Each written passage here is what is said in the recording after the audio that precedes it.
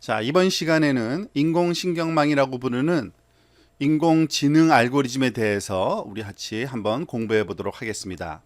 영어로는 Artificial Neural Network이라고 하고요. 약자로 ANN 방법이라고 불리는 아주 유명한, 그리고 요즘에 들어서 활용도가 매우 높아지고 있는 인공지능 알고리즘이라고 할 수 있습니다. 이 알고리즘은 이름에서도 유추할 수 있듯이 사람의 뇌를 구성하고 있는 그 신경세포의 동작을 흉내내는 알고리즘이라고 볼 수 있는데요. 따라서 우선은 신경세포의 작동 원리를 이해할 필요가 있겠습니다. 여기 지금 보여지고 있는 이 그림이 사람의 신경세포의 부분마다 담당하고 있는 그 주요 기능들을 묘사하기 위해서 그려진 그림인데요. 왼쪽에 가지처럼 이렇게 뻗어나온 부분들을 수상돌기라고 부르고요. 주변의 다른 신경세포로부터 그 신호를 전달받아서 세포체에 전달하는 입력단이라고 할 수 있습니다. 그리고 이 세포체는요, 전달받은 신호들을 합성해서 그 크기가 그 일정한 수준 이상이 되면 여기 보이는 축색이라고 부르는 그 출력단으로 신호를 내보내게 되는 형식으로 동작을 하게 됩니다. 그리고 축색으로 내보내는 신호는 물론 여기 오른쪽 그 그림에서 볼 수 있듯이 가지처럼 생긴 다양한 통로를 통해서 여러 다른 신경세포로 신호를 전달하게 됩니다. 따라서 사람의 신경세포는 그 기능적인 측면으로 우리가 살펴보면 기본적인 세 가지 부분으로 구성되어 있다고 볼 수 있는데요. 입력을 담당하고 있는 수상돌기, 그리고 출력을 담당하고 있는 축색돌기, 그리고 다양한 입력 신호들의 값을 합하고 그 값이 임계치를 넘어서면 그 뉴런이 그 활성화돼서 신호를 내보내는 담당을 하는 세포체, 이 세 가지 부분이 가장 중요한 핵심적인 부분이라고 할 수 있습니다. 이와 같은 그 단위 신경세포를 그 수학적인 알고리즘으로 묘사한 것이 소위 논리 유닛이라고 부르는 겁니다. 이렇게 불리는 이유는 이 유닛을 사용해서 간단한 논리 연산이 가능하기 때문인데요. 여기 그림에서 보여지고 있듯이 논리 유닛은요, 여러 개의 입력값, 그러니까 x1, x2, x3들이 일정한 가중치 w1, w2, w3로 변형돼서 덧셈이 행해지는 이 부분으로 들어가고요. 그 각 세포에 자체적인 특성을 주는데 활용될 수 있는 특정한 상수값, 보통 이걸 바이어스라고 부르는데, 이 바이어스 값과 함께 유입되면 모든 신호가 더해지고 소위 시그모이드 펑션이라고 부르는 특별한 함수를 사용해서 이 더해진 값이 일정한 임계치 이상이 될 경우에는 출력값 y를 1로, 아니면 0인 값을 내보내는 이런 수치적인 장치를 논리 유닛이라고 합니다.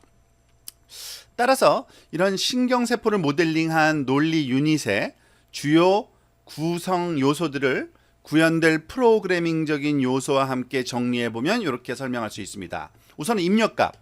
입력값들은 변수에 저장된 그 수치적인 값들이라고 우리가 표현할 수 있고요. 그 다음 가중치 W1, W2, W3. 이 가중치들은 뉴런들 간의 연결 세기를 수치적인 값으로 우리가 표현해 주는 것인데요.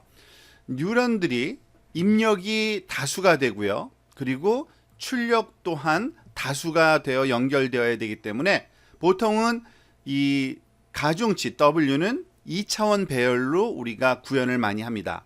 예를 들어서 WJI라고 이렇게 표현을 하면은요, 오른쪽 아래 첨자 i는 입력 유닛 번호, 그리고 J는 그 출력 유닛 번호에서 입력층 i번째 유닛에서 출력층 또는 다음 층에 있는 j번째 유닛으로 연결선의 가중치라고 우리가 이해를 할 수 있겠죠.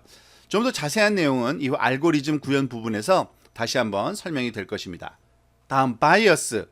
바이어스는 그 각각의 신경세포마다 부여되는 일종의 편견, 변수이라고 불리는 것인데요.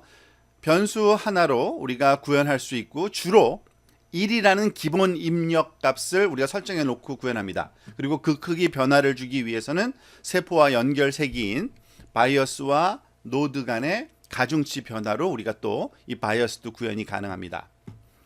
다음은 세포체입니다. 세포체의 경우에는 덧셈을 구현한 연산자가 소위 세포체가 하는 일이라고 볼 수 있는데요.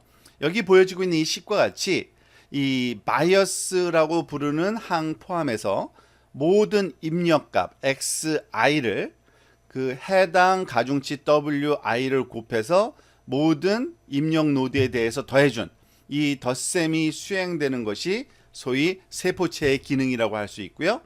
그 세포체의 결과가 덧셈 결과를 바로 출력하는 것이 아니라 그 총 입력 값들의 크기에 따라서 출력을 하기도 하고 안 하기도 하기 위해서 특별한 함수를 사용합니다. 그게 소위 활성화 함수라고 부르는 건데요.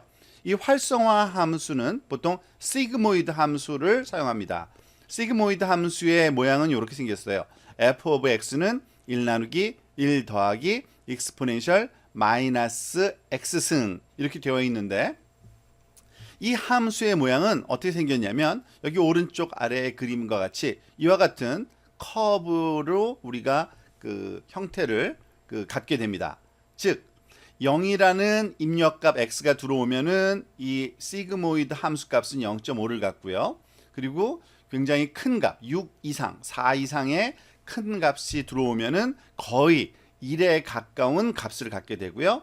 마이너스 4 이하의 작은 값을 우리가 그 입력값으로 쓰게 되면은 그 값이 0의 값으로 출력되게 됩니다. 그래서 사실 굉장히 좁은 구간에서는 0이 아닌 값을 갖긴 하지만 거의 대부분은 0이거나 1인 값을 출력하는 그러한 특별한 함수라고 볼 수 있습니다. 따라서 이들 변수와 그 수식을 포함해서 다시 한번 우리 논리 유닛을 그려보면 이렇게 표현될 수 있습니다.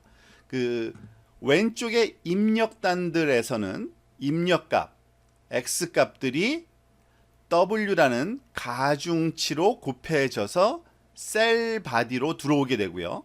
이 셀 바디 안에서는 이들의 값의 합 wi 곱하기 xi들을 다 합한 것과 그리고 이 셀 바디가 독특하게 갖고 있는 바이어스 값이 합쳐져서 그 결과를 다음 그 액티베이션 펑션이라고 부르는 활성화 함수의 입력 값으로 사용되게 되고요.